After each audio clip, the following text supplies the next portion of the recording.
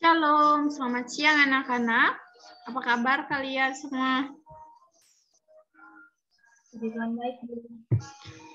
Oke, sebelum kita memulai pembelajaran kita, pada siang hari ini saya minta Gina Pronika untuk membawa kita ke dalam doa.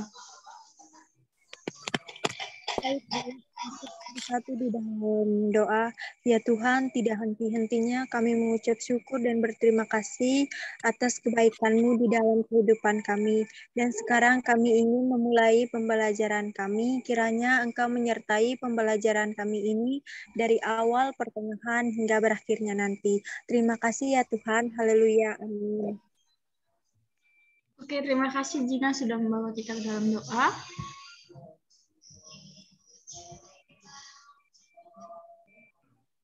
Oke, materi kita pada pertemuan kali ini yaitu Tuhan pedoman kehidupan keluargaku. Sebelum kita masuk ke dalam materi, Ibu akan bertanya dulu kepada kalian semua, apa itu keluarga? Ada yang bisa jelaskan?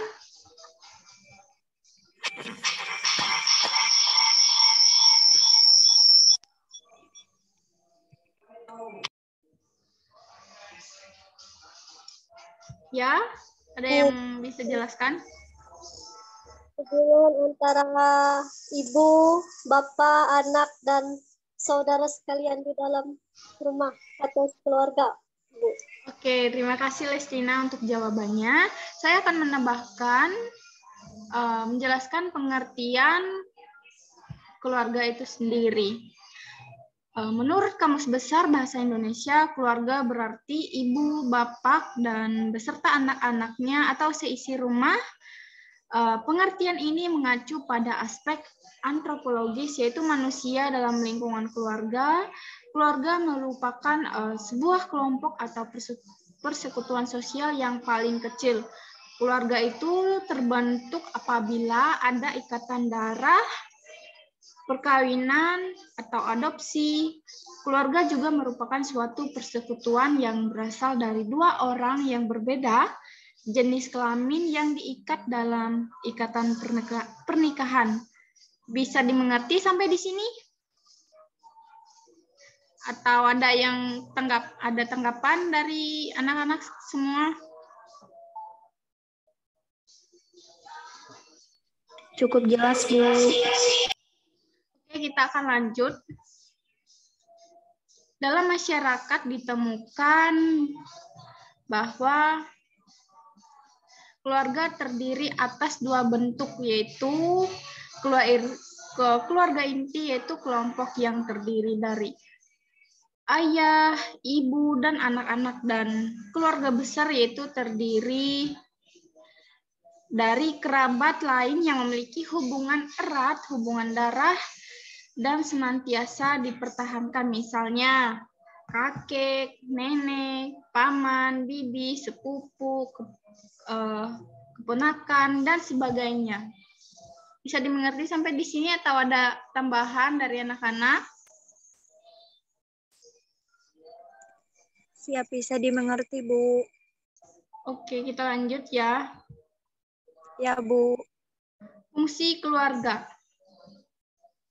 Fungsi keluarga adalah ukuran dari bagaimana sebuah keluarga beroperasi sebagai unit yang bagaimana anggota keluarga berinteraksi satu sama lain. Hal ini mencerminkan gaya pengasuhan antara konflik keluarga dan kualitas hubungan keluarga. Fungsi keluarga dalam mempengaruhi kapasitas kesehatan, kesejahteraan, dan seluruh anggotanya. Nah, fungsi keluarga menurut kekristenan yang dipaparkan dalam Alkitab, yang pertama yaitu sebagai lembaga pendidik utama dan pertama. Kita bisa melihat dari Ulangan 6 ayat yang keempat sampai 9. Anak-anak bisa membuka Alkitabnya dan membaca Alkitabnya. Di sini keluarga Menurut kekristenan, yang pertama berarti belum ada lembaga lain yang dapat mendahului peran keluarga dalam pendidikan. Dan yang utama yaitu berarti belum ada lembaga lain yang menggulungi perannya dalam pendidikan. Dengan kata lain, keluarga menjadi sebuah lingkungan dasar penerapan dan nilai-nilai kehidupan sesuai dengan ajaran Kristiani. Yang kedua yaitu fungsi keluarga menurut kekristenan adalah sebagai wadah kepada semua anggota keluarga dalam mengekspresiasikan kasih, kesetiaan, dan sikap saling menghormati. Kita bisa melihat di kitab Efesus 5 ayat yang ke-22 dan ayat yang ke-23 dan Efesus 6 ayat 1 sampai 3. Anak-anak bisa melihat Alkitabnya dan bisa membaca Alkitabnya di rumah. Di sini dikatakan setiap anggota keluarga menciptakan sebuah lingkungan dalam keluarga yang harmonis dengan menghayati, melakukan ajaran-ajaran Kristiani sehingga dapat terpancar dalam lingkungan masyarakat yang lebih luas. Jadi, fungsi keluarga di sini menurut kekristenan tadi ada berapa, anak-anak? Halo.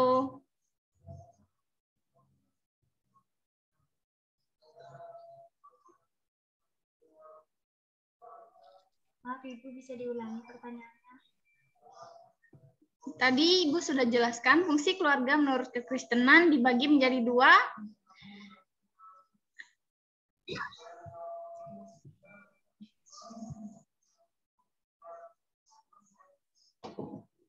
Lupa, Bu.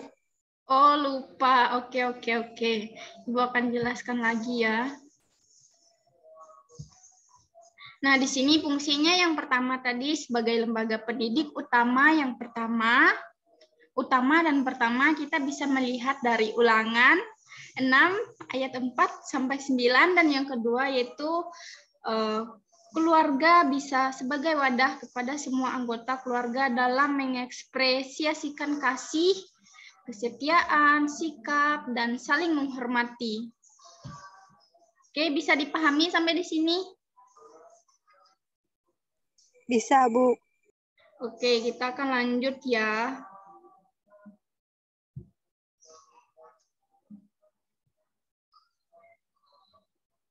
Nah, di sini peran Allah dalam kehidupan keluarga. Di sini Rasul Paulus menyebutkan bahwa keluarga Kristen harus hidup dengan menjadikan Kristus sebagai keluarga. Kita bisa melihat di kitab 1 Korintus pasal yang ke-11 ayat yang ayat yang ketiga. Di sini mengatakan bahwa artinya menjadikan Kristus sebagai kepala keluarga, artinya menjadikan Kristus sebagai pedoman kehidupan dan menjadikan seluruh ajaran Tuhan Yesus sebagai sebuah acuan dan teladan hidup dalam keluarga. Jadi di dalam keluarga itu kita harus mengandalkan Tuhan Yesus supaya kita hidup penuh dengan bimbingan dan penuh dengan berkat yang dikasihnya. Peran Allah meliputi yang pertama yaitu berkat. Berkat di sini tidak selalu dalam materi, uang, atau kekayaan. Berkat Tuhan juga bisa berupa kesehatan, sukacita, damai sejahtera, kemenangan, umur panjang, kebahagiaan, dan masih banyak lain. Karena itu pernyataan Tuhan itu selalu penting bagi yang berkenan kepadanya. Yang selanjutnya, yang kedua yaitu pengampunan Tuhan. Jadi tak ada seorang pun yang hidupnya sempurna di dunia ini. Kita berbuat dosa di dalam pikiran, perkataan maupun perbuatan. Pengampunan Tuhanlah adalah sesuatu yang sangat indah karena selalu membawa kita ke dalam kedamaian, keharmonisan, menumbuhkan persekutuan dan hubungan yang baik dengan sesama. Sehingga pengampunan ini menjadi salah satu kekhasan keluarga Kristen yang menjadikan Tuhan sebagai pedoman hidup keluarga. Dan yang ketiga yaitu pembaharuan oleh Tuhan. Pembaharuan oleh Tuhan sering disebut juga dalam kekristenan, yaitu sebagai hidup baru. Artinya manusia memulai kehidupan yang lebih baik dan berarti hidup lebih baik di dalam Kristus dengan mengandalkan Dia dalam kehidupan keluarga.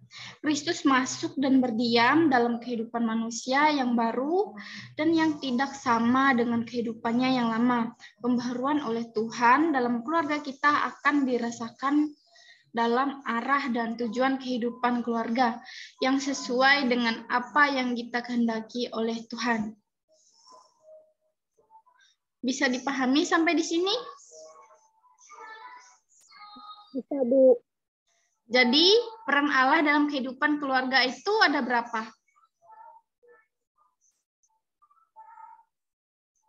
Ada 3. Yang pertama tadi ada berkat, habis itu pengampunan Tuhan dan pembaharuan oleh Tuhan.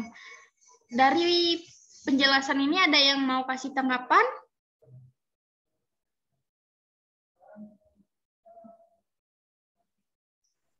Bu, saya ingin bertanya. Ya.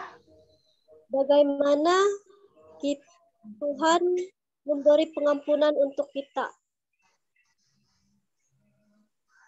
Bisa dijelaskan pertanyaannya? Bisa diulang? Bagaimana Tuhan memberi pengampunan untuk kita ketika kita melakukan suatu kesalahan? Nah, baik Lestina, terima kasihnya. Di sini kan di dalam keluarga pasti ada kedekatan bersama Tuhan. Jadi kalau kita dekat bersama Tuhan, kita saling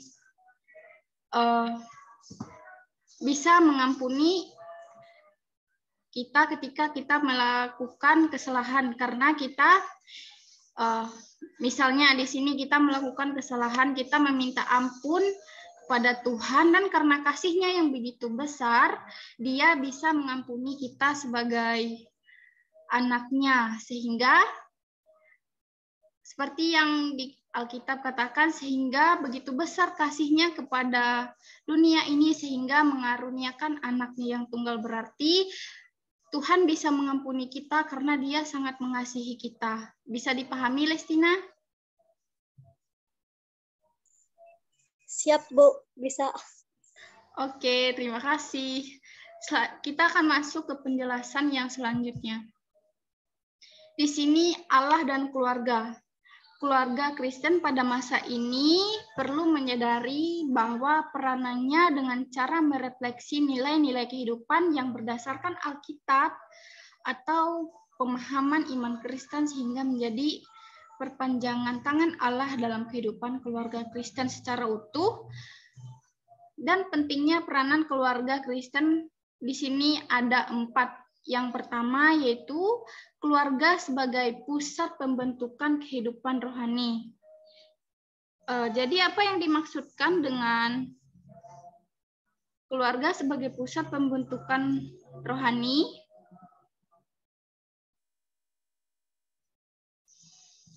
Nah, di sini akan Ibu jelaskan ya. Keluarga sebagai pusat kehidupan rohani, yaitu dari keluarga kita mempelajari pola-pola hubungan akrab dengan orang lain berupa nilai-nilai kehidupan tentang Yesus Kristus, ide dan perilaku yang juga didukung oleh sekolah, gereja, dan kelompok masyarakat lain yang berperan membentuk jati diri dan kehidupan rohani kita.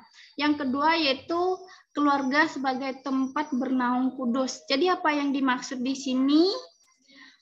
Maksudnya adalah keluarga merupakan tempat penerimaan, pembinaan, pertumbuhan, dan memberdayakan anggota-anggota keluarga untuk berperan serta dalam tindakan kasih dan penyelamatan Allah yang terus berlanjut. Dan yang ketiga yaitu keluarga yang mencerminkan kasih Allah secara holistik, baik secara fisik, mental, emosional, sosial, spiritual, atau rohani kepada para anggota keluarganya. Dan yang keempat yaitu keluarga sebagai pencerita dan menceritakan karya-karya Allah di dalam keluarga sebagai kabar kesukaan. Misalnya, ketika kita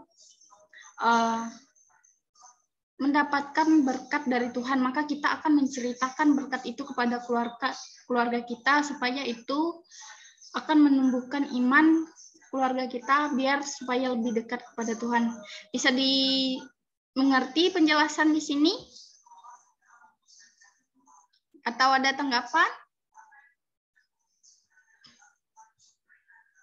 Cukup mengerti, Bu.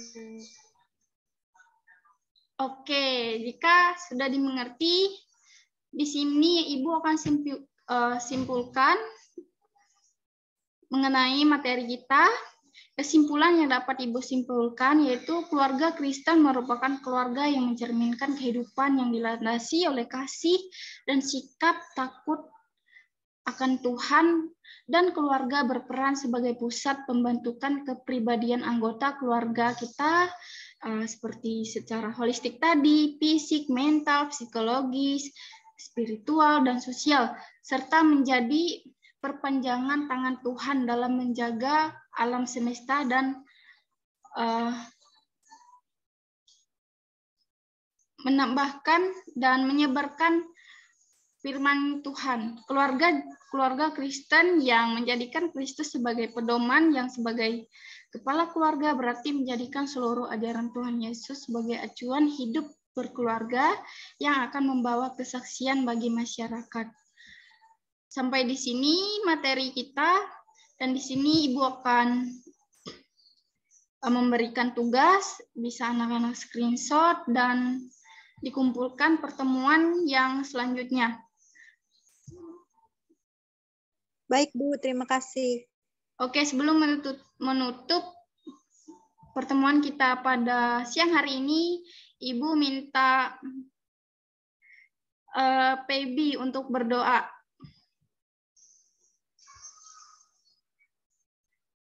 Apakah Pebi masih ada di tempat? Baik, Ibu. Masih ada, Bu. Oke, Pebi, silakan berdoa untuk kita untuk mengakhiri pembelajaran. Teman-teman, sebelum kita mengakhiri pelajaran, mari kita berdoa. Tuhan, kami berterima kasih buat hari ini. Kami boleh mendengarkan pembelajaran yang sudah disampaikan oleh guru kami. Kiranya apa yang sudah disampaikan tadi dapat kami mengerti dan dapat kami implementasikan dalam kehidupan kami hari lepas hari. Tuhan, ini doa kami yang kami alaskan hanya dalam nama-Mu, Tuhan Yesus Kristus. Amin. Terima kasih, Bu. Oke, terima kasih Pebi sudah berdoa untuk kita. Ibu akan akhiri ya, dan sampai jumpa di pertemuan yang selanjutnya. Terima kasih.